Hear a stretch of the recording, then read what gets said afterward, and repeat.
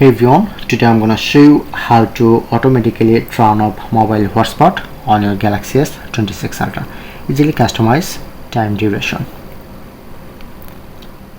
So at first open your settings, press on to connection, and you get mobile hotspot and this option. Press on, showing it to network name and password option. Just select any on network name or password, like I'm select to network name. Scroll down and showing it to advanced option.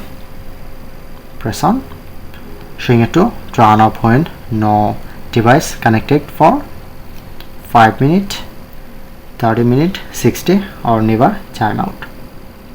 You just easily customize your own. Press on save. That's it.